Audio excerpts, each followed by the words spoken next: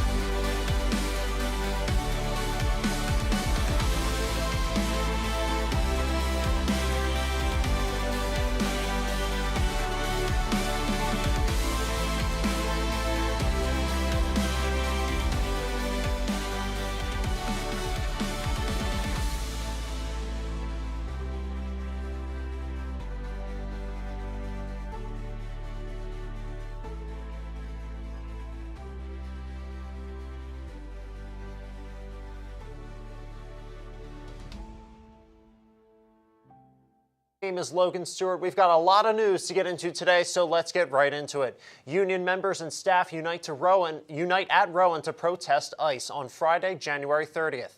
This was the same day as the nationwide no work, no school, no shopping strike against ICE and Border Patrol. This came 6 days after Border Patrol officers shot and killed Alex Preddy. Due to state law, the AFT was not able to participate in the strike, but was able to use their lunch hour as a compromise. According to Amy Woodworth, the chair of Rowan's Writing Arts Department and negotiator of AFT Local Protest 2573, the protest was more than just a way to protest ICE, but also a sign of support. The protesters were not only members of the AFT union, but also members of the Communications Workers of America, Local 1031 union, and Rowan Students for Justice in Palestine and Fraternity Alpha Phi Alpha. Rowan's sports communication and media program made a cross-country trip to the site of Super Bowl 60 in San Francisco for a hands-on event planning experience, accompanied by professors Alex Yo and Lindsay Massiangelo. 6 students from the sports, entertainment, and event planning classes were selected to help execute 3 pre-Super Bowl 60 events. The events were held in partnership with nonprofit organizations Gridiron Greats and the NFL Alumni Association, giving students real-world experience in logistics, coordination, and live event execution, all on one of the biggest stages in professional sports. The opportunity allowed students to apply classroom knowledge in a high-pressure professional setting just days before the biggest game of the year. But coming up, the Edelman Planetarium takes steps to connect with the autism community.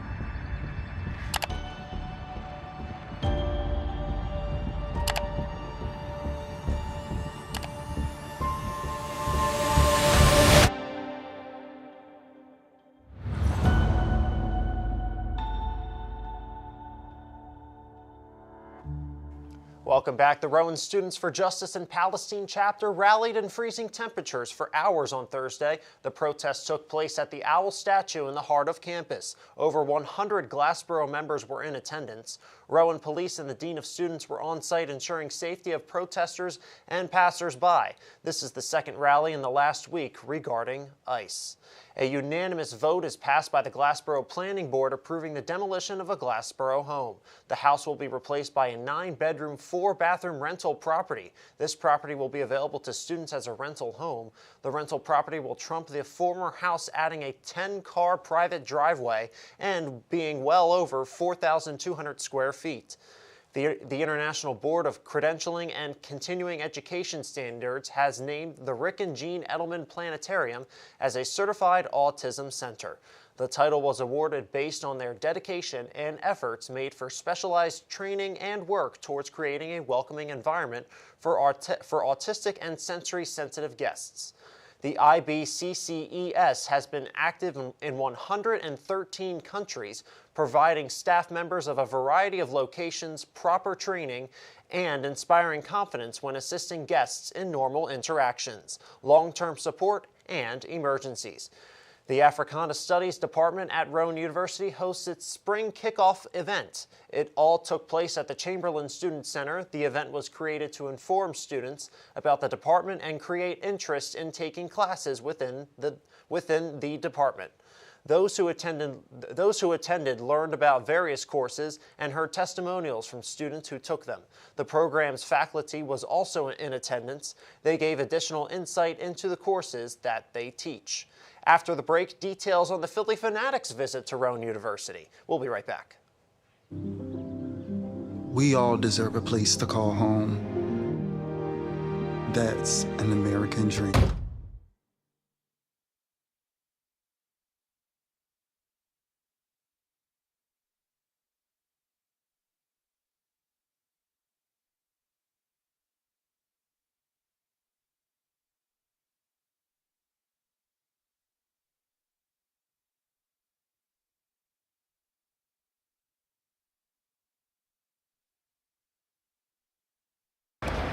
Hate is loud. It gets clicks. It gets attention. Hate, however, is actually quite small. But love is the majority. Love fills our hearts, our lives, our every day.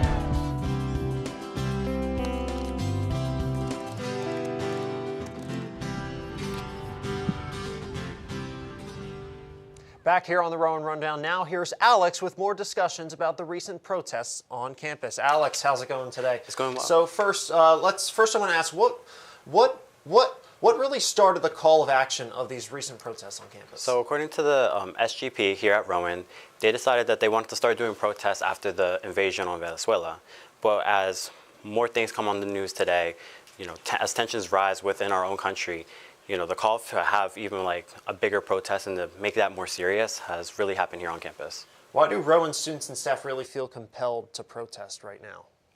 Along with the news that we hear about the recent fatal shootings and the wrongful arrest of many U.S. citizens, most of the staff and students as well feel the need that something needs to be said. How are students and staff really protesting against ICE and the Department of Homeland Security on campus? Despite the cold, they're making sure to send out as many flyers, give out many messages as they can, and to really get in the numbers to really call. As you know, we also have law enforcement in the Dean too, to pretty much make sure that everything goes well. But for the most part, the people who are really asking for these protests are putting in all the work. What are the overall intentions of this protest as a whole, you think? I think that it's supposed to be for solidarity and to help with expressing that to people who are going through these things. It's really tough as it is, knowing that so many people are suffering in many different ways. And it's good that here at Rowan, we really pride ourselves on community. And I think that really shows through with the people choosing to stand. What could this mean for Rowan and really the protests moving forward? This could mean a lot of things for protests moving forward, as we know that since we're choosing to be more visible as a community, that is already important to show that more protests are most likely to even be more relevant here at Rowan, and it's probably going to be a common event. Definitely. Well, thank you so much for joining us and answering these questions, because it's been a very, very important topic here on campus. For sure. But the Philly Fanatic pays a visit to Rowan University. This all took place Monday night. It's the latest edition of the Pizza with the Pros series. It was all attention on Tom Burgoyne's, the Fanatic's best friend, as we say, at Bozor's Hall King Auditorium during the one-hour Q&A session. Burgoyne detailed the anticipation regarding the 2026 MLB All-Star Game in Philadelphia. There are questions regarding the university's handling of situations like the interaction between students and DHS recruiters on January 27th. An initial email of the group's presence on campus was sent to certain business students, while some students felt that all students should have been alerted. The DHS being on campus led to rumors of ICE's presence at Rowan. In local news, a new yoga and Pilates studio is bringing wellness and inclusivity to Glassboro. Poe's studio, located on High Street, officially opened its doors recently with a mission focused on community, movement, and support for all levels of practitioners. The studio offers a variety of yoga and Pilates classes designed to help students build strength, reduce stress, and improve overall well-being. Instructors emphasize creating a welcoming environment where everyone from beginners to experienced movers. Poe's studio owners say they hope the space will not only support physical fitness, but also foster connection among members of the community. Now, Connor McAndrew has all the latest in entertainment news for us. Connor, how you doing? Good, Logan. Thank you, Logan. Sports take center stage in San Francisco last week as Rowan University was right in the middle of it. Rowan Sports Communication and Media Program made the cross-country trip to the site of Super Bowl 60 for a hands-on event planning experience. Accompanied by Professors Alex Yo and Lindsay Massiangelo, 6 students from the sports entertainment and event planning classes were selected to help execute 3 pre-Super Bowl 60 events.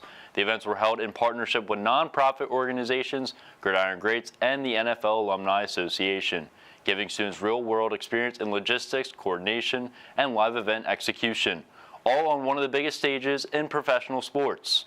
The opportunity allowed students to apply classroom knowledge in a high-pressure professional setting just days before the biggest game of the year. Back here in Glassboro, a new yoga and Pilates studio is looking to build community and promote inclusivity. Poe's opened its doors in early January and has already welcomed more than 800 visitors. Studio owners Dana Wisemore and Alyssa Zangi began planning their shared vision last February. Wisemore, who completed her yoga teacher training 4 years ago, says yoga became important to her, not just for physical fitness, but also for mental health and overall well-being. The studio is located at 14 High Street East, just half a mile from Rowan's University's campus. And roughly half of its clientele consists of college students. Post has already begun forming campus connections, recently hosting an event for Rowan's Delta Phi Epsilon sorority. And finally, Chick-fil-A fans, take note. The Chick-fil-A at 503 North Delsey Drive officially opened its doors today, celebrating with a one-day only promotion. Customers who dress up as a cow can receive 1 free entree as part of the grand opening festivities. Now, I didn't manage to get my hands on a cow costume in time, but I'm sure plenty of others will be enjoying that free meal. That's all for now. I'm Connor McAndrew. Back to the desk. I'm going to have to go buy a cow costume then, man. But anyways, coming up after the break, Jackson giving you the special report with Fabio Villorio, guitarist for Sailor Boy. Your life sounds pretty great. Don't let a buzz ruin it. Buzz driving is drunk driving. Your life sounds pretty great. Don't let a buzz ruin it. Buzz driving is drunk driving.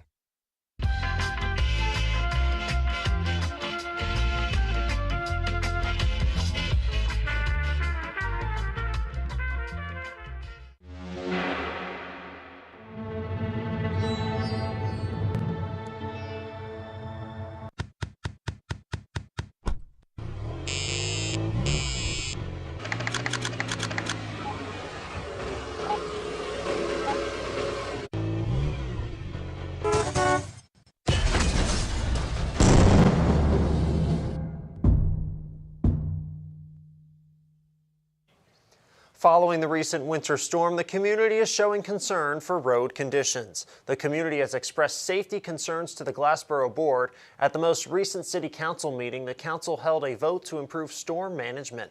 The council approved numerous resolutions totaling over $80,000. Glassboro welcomed its newest sandwich shop, Rye and Howie's, recently located on High Street West. Students now have a new location to expand their palate. Specializing in sandwiches, the menu includes over 30 items. The restaurant has over 25-star reviews. The community commends the shop for its ownership and delicious sandwiches. At their second meeting of the new year, the Borough of Glassboro Council gathered to take a look at plans for the development of Ellesmere Park. Council members discussed a grant of $950,000 for the upgrades. The plan was presented by Assistant Administrator Mark Ginch. Council members also heard from engineer James Bigan of Sickles and Associates. Planned upgrades include additional parking, restrooms, a playground, and an upgrade to the basketball courts and baseball field. Now, here is Jackson with Fabio Valorio on his band Sailor Boy. For tonight's special report, I am joined here with Fabio Valorio, frontman and guitarist for local band here at Rowan, Sailor Boy. Fabio, my first question for you is, how did the journey begin with Sailor Boy? So it was very simple. You know, I'm a music composition student, and I've been really close friends with Alan, who is the bassist for our band, now bassist. And we were both the same major. We had this class, we met, and after some talking, we had the idea, what if we just form a band, you know? It was like, yeah, sure, sounds like a fun idea. And then we realized how there's actually a lot more involved to start a band. You know, you need drummers, possibly another guitarist. So there was a lot of scouting, you could say, trying to find a drummer for the most part. And we went through a lot of drummers, actually. We tried starting the band, I believe it was last year. It was my sophomore year, and it took until now, my junior year, to finally start it because we just kept going through different drummers. But now finally we have our set, Sailor Boy. We're all very happy with the people in our band. It's going great. Yeah, and I just got to know, how did you guys come up with the name Sailor Boy? I remember very vividly, actually. We were at the dining hall. It was me and Alan. We just started the band, and we were thinking of different names. And our big idea we had is we didn't want our name to like represent a sound. You know how some band names, you hear the name, it's like, oh, this band is probably like metal, or this band is probably indie. And I don't know, our whole point is to just subvert expectations. So we try to have a very neutral name. And even if like our name, you guys might think of a genre, for example, the whole point is that we don't want to stick to one thing. So Sailor Boy is just anything. Yeah. And where was your first live performance, and what was that like for you? So our first live performance was at a Gothic night, which basically meant that there were different bands covering different artists of the goth genre. The band we got was the Smiths. You guys might know them. And it was really fun because we had 1 week to rehearse 5 songs. It was all happening very quickly, and we wanted to make a really good first impression. So we really locked everything in. We worked for hours until we had a pretty good set list. And then in my opinion, I think we had a great first impression. You know, the performance was tight. People really liked our performance. So it was a great time, and I'm very happy I had that experience. Yeah. And you guys have had a lot of these live performances, but are you looking towards making any music, putting anything out there? So yeah, eventually, after we get like more songs written out and fleshed out, we do in the future would love to have at least a single come out. Right now, we are working really hard on one song. I don't want to spoil anything right now, but you know, we're really happy with how it's going, and if it turns out to be a really solid song, we might end up producing it into a more professional setting. And really quick, what's the future for Sailor Boy?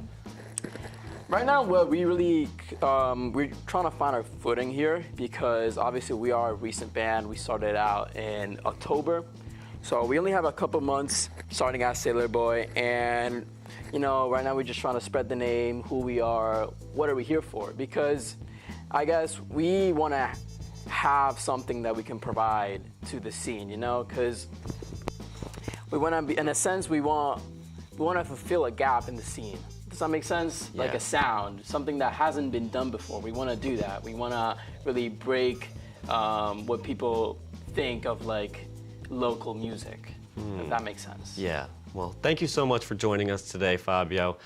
That's it with the special report. Back to you guys at the desk. Thanks, Jackson. We're going to take a quick break right here on the Rowan Rundown. When we come back, Owen Caldwell has the latest on athletics here on campus. For decades, I've taught you everything I know. How to safely build a fire, and how to control the flames. But I can only teach wildfire prevention. Only you can prevent wildfires.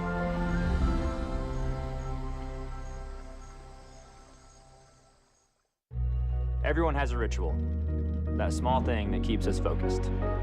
A habit we never skip to clear our minds and elevate our performance. But what do you do to keep your head in the game, to drown out that self-doubt and support your mental health? Because being your best isn't just about taking care of your body. It's about taking care of your mind and your mental health. Discover the resources that you need to keep your mind focused and your mental health a priority. A new exhibit at the Art Gallery here at Rowan is focusing on identity, Black queerness, and transformation. Devon Shimoyama's solo regional debut exhibit reimagines the traditional tarot card deck to reflect the human need to reach a perfect version of oneself. The exhibit will be on display until March 21st. Now, here's Owen Caldwell with everything you need to know about the brown and gold and Rowan sports. Owen. Thank you, Logan. Here's the latest from the world of Rowan sports. Starting it off with Rowan basketball and their return to action Wednesday night against TCNJ. Rowan women's basketball falls to the Lions 69-62. Junior Haley Selmer scored a career-high 22 points, but TCNJ outscored the Profs 16-11 in the third quarter. Rowan is now 14-9 on the season, and they will take on Rutgers Newark on the road this Saturday. Rowan men's basketball also falls to TCNJ by a score of 80-77. Senior Taz Canty led the Profs with 24 points on 9 of 18 shooting from the field. Rowan had an opportunity to tie the game late, but senior Bryson Williams missed a three-pointer in the final seconds. Rowan is now 9-14, and they will also face Rutgers Newark this Saturday on the road. Rowan Swim heads to Virginia this weekend to participate in the NJAC Championships. The men's team is currently 3-4. Rowan lost 2 straight meets before participating in the Villanova Sprint Fest, where the score was not kept. The women's team is currently 3-5, having lost 2 consecutive meets against Gettysburg and Kane. The NJAC Championships will be from Thursday to Sunday, February 12th to the 15th. Finally, a busy weekend ahead for Rowan Indoor Track and Field. On Friday, February 13th, the men's team will participate in the Valentine Invitational in Boston and the Youngstown State Meet in Ohio, while both the men's and women's teams will take part in the Widener Indoor Classic in Chester, Pennsylvania on the 13th and in Philadelphia on Saturday, the 14th. Back to you, Logan. Thank you. Now, Christina Zellen is standing outside in the snow with an update on the weather. Hello, I'm Christina Zellen with the weather forecast for this week. Starting off with tonight, we got a high of 37 and a low of 27 with some clouds. So definitely not as cold as it's been these past few days, so it's starting to warm up, which is nice. And then looking ahead at the 5-day forecast, tomorrow's sunny with a high of 38 degrees and a low of 23. And this weekend, both Saturday and Sunday, we have highs of 43s and lows of 31s. Partly cloudy. Sunday, there may be some potential PM showers, just something to look out for. Then moving on to your work week, Monday's got a high of 44 and a low of 34. With also some partly cloudy. And then Tuesday, we're warming up, a high of 57. So if you're sick of winter like me and want it to warm up, Tuesday is definitely the day for you. And now let's take a look at our weather window.